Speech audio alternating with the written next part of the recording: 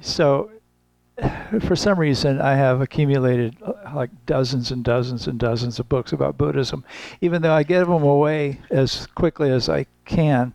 But I've been looking through some, kind of paring down the stuff on the bookshelves and that kind of thing. And there was one little book on the basics of Buddhism. And I was kind of looking through there to see what I should do with this book. And I came across this quote: "One should not honor only one's own religion and condemn the religions of others, but one should honor others' religion for this or that reason.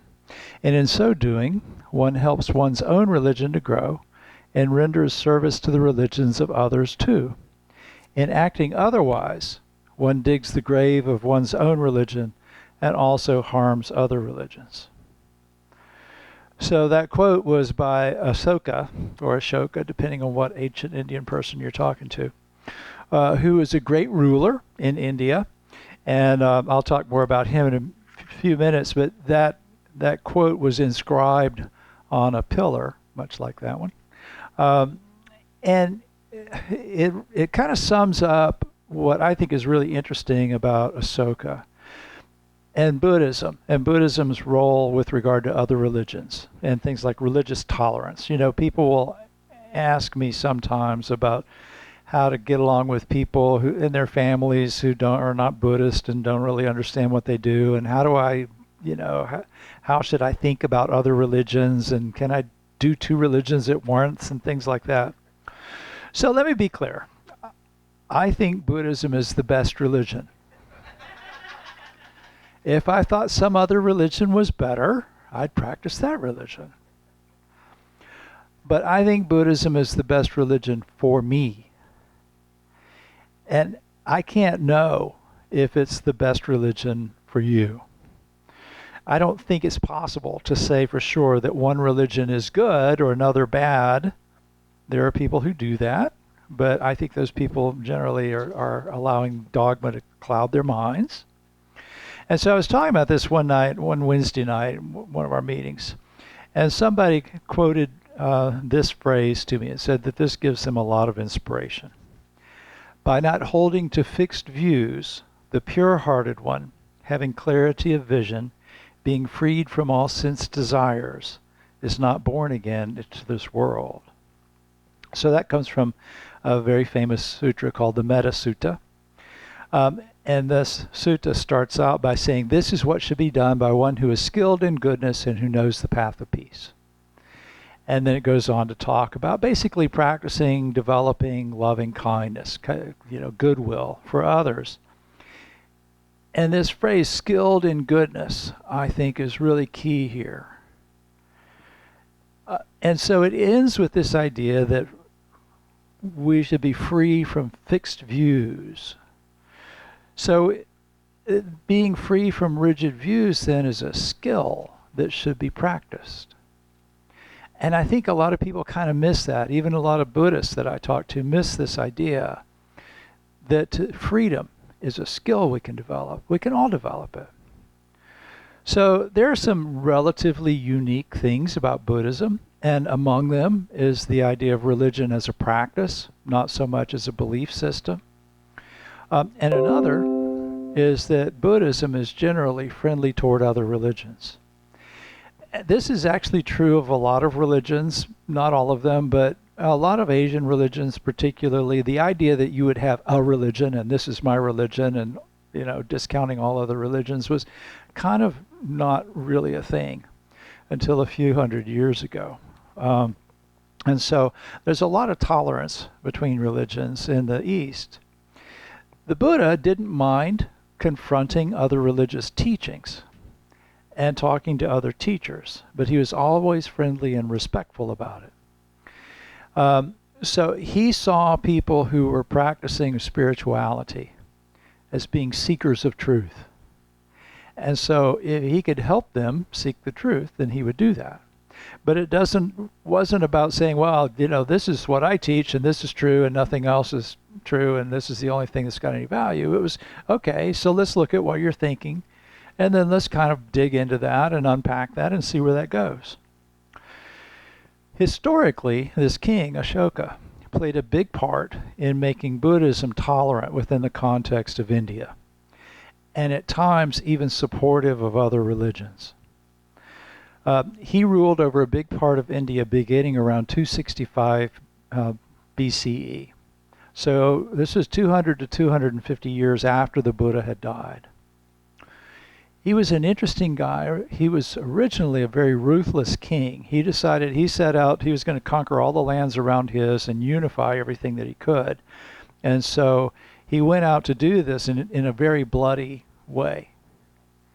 There were a lot of atrocities and brutalities committed by his soldiers and a lot of suffering. And after he got through committing all of these bloody atrocities and stuff, he realized how much suffering he had caused. And this caused a shift in his personality. He started to look at himself closer. So he'd been calling himself a Buddhist all along, but he realized that his actions were not too committed to what the Buddha had taught. And so he decided that he was going to dedicate his life to applying Buddhist principles to the management of his empire. And he said at one point, and this was at the inscription of another pillar, I think, that the Dharma, the Buddha's teachings, were to do little evil and much good, and to practice kindness, generosity, truthfulness, and purity. And so he decided that he would base his empire on that. By the way, I was looking at the 7 principles earlier. And I said, this Asoka guy, he would have made a pretty good UU. Basically, all those things are embodied in those principles. But he also built the first major Buddhist monuments. So this one, if I'm correct, is in a place called Vaishali, which is notable because it's the last place where he gave a talk, a sermon, before he passed away.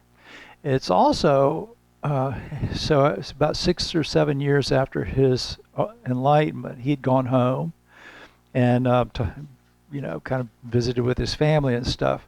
And his mother followed him after he left to go back to doing what he was doing.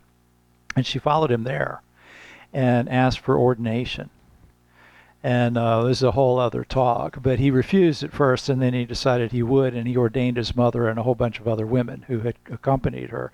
And so that's where the first women were ordained.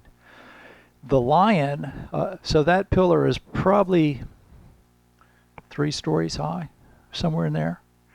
And the lion on top represents the lion's roar, which is how it's referred to when the Buddha would give a talk.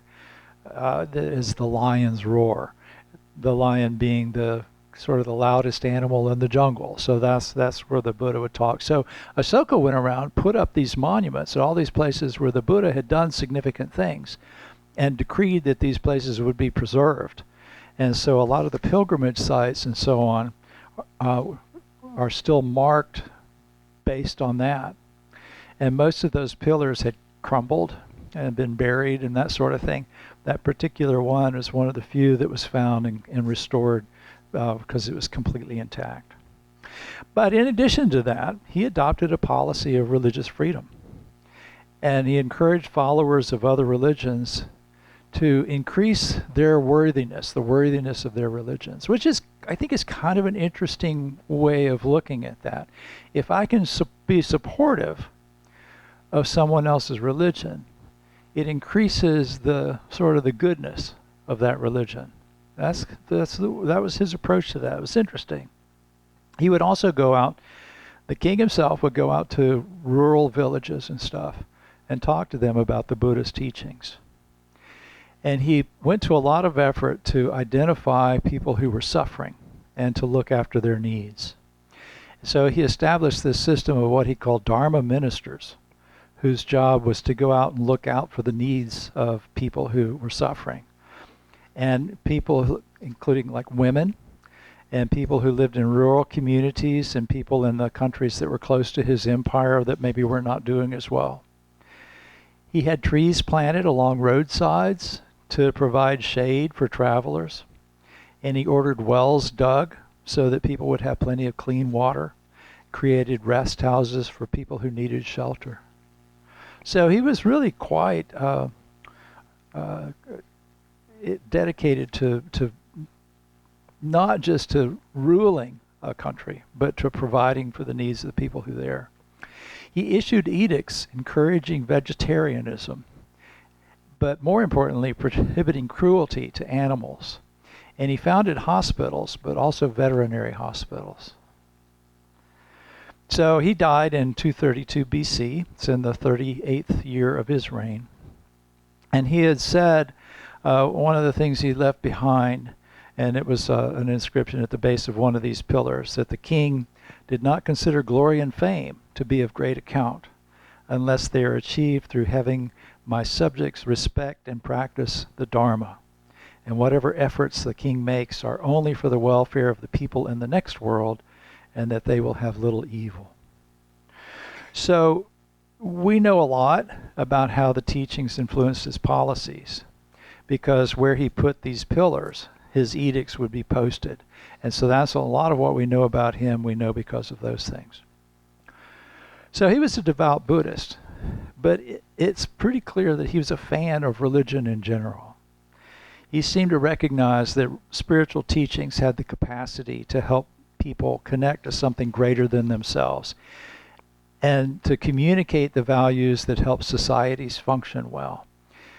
He felt that if they were guided by good spiritual values like kindness and harmlessness, that everybody would live better.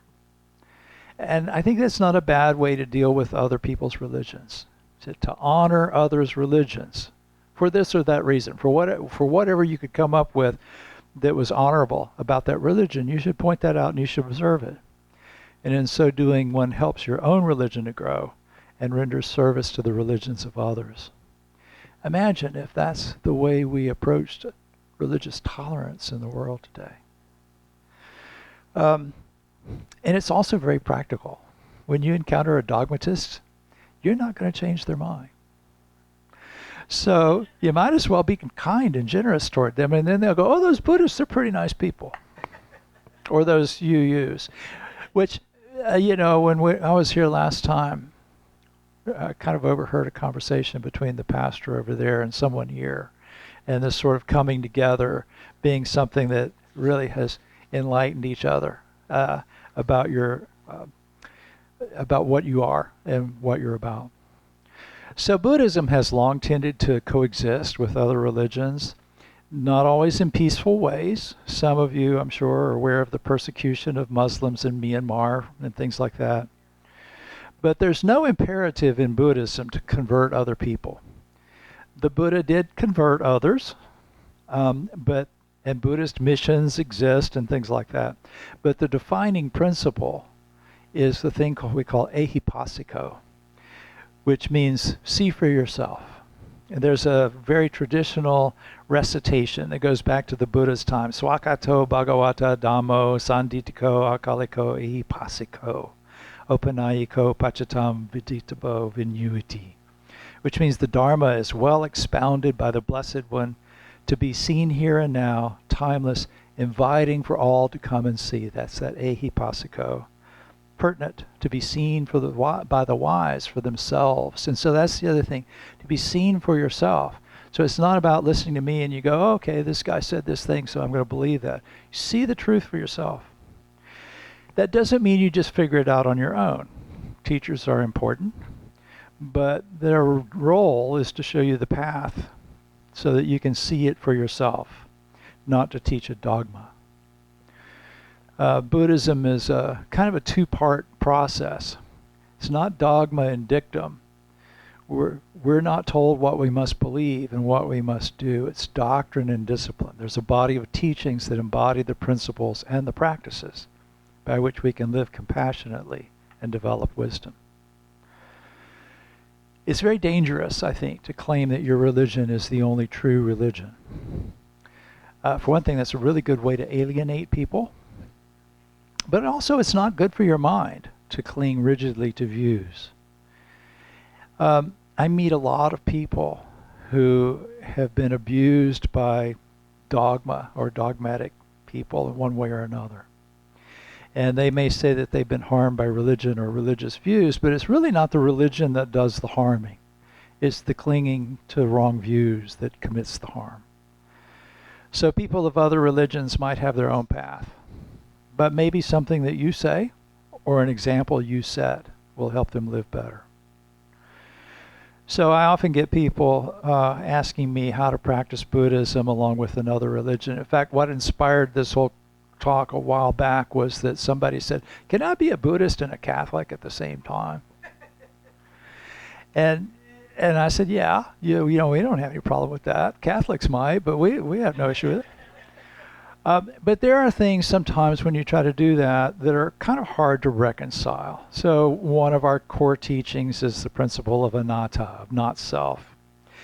And if you put that alongside the Christian teaching on the soul or the Hindu teaching of Atman, it's kind of hard to reconcile those. But that's okay, because it's not about what you believe or what you call things. It's about what you do. That's the walking of the path. And so the goal is to find the best path, the best way forward for you. Even within Buddhism, there are different practices and schools of thought. And so I always tell people, find what resonates with you and work with that and take it as far as you can go. And then if that kind of runs out, we'll find something else that resonates with you and work with that. And I think that's the same if you're not a Buddhist. If you're trying to develop a spiritual life, do that. Find something that resonates and see where that goes. So I'm a Zen monk and I'm a Jodo Shinshu minister. Two different practices. Sitting quietly, meditating on your breath or what comes up to your mind, or saying this phrase called the Nimbutsu, Namo Amida Butsu. And when people ask me, what's better, Zazen or the Nimbutsu? Well, it depends. Am I doing Zazen or am I saying the Nimbutsu? Am I saying Namo Amida Butsu? Because it's whatever I'm embodying at that time is the best path. I do think it's good to find a solid foundation for your spiritual practice. If you're drawn to Buddhism or you or whatever, do that thoroughly.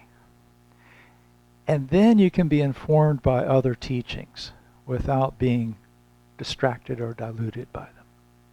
So thank you very much for your attention.